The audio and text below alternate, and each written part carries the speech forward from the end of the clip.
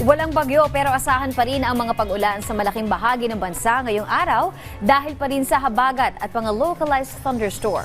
Ang update sa lagay ng panahon ay ahatid sa ni Pag-asa Weather Specialist Benny Estareja. Magandang umaga po, Sir Benny. Good morning po sa inyo. Ganyan din sa ating mga taga-subaybay. Sa ngayon, wala tayong minomonitor po na low pressure area or bagyo sa loob at paligid ng Philippine Area of Responsibility. Andyan pa rin ang mga pag-ulan ngayong araw sa malaking bahagi ng bansa dahil pa rin sa habagat or southwest monsoon. Asahan ang kalat-kalat na ulan and thunderstorm sa Metro Manila, ganyan sa Central Luzon, Calabarzon, lalo na mamayang hapon hanggang gabi. Naging dito rin po sa may Mimaropa and Bicol Region ngayong umaga, medyo malalakas na yung mga pag-ulan doon. Visayas, Zamboanga Peninsula, Bangsamoro Region, Northern Mindanao and Caraga, mag-ingat sa banta ng mga pagbaha at pagguho ng lupa. The rest of Luzon and the rest of Mindanao, partly cloudy to cloudy skies at may tsansa pa rin po ng mga pulupulong mga pag-ulan at yung mga thunderstorms ay usually nagtatagal ng 1 hanggang 2 oras. For Metro Manila, temperatura 25 to 31 degrees.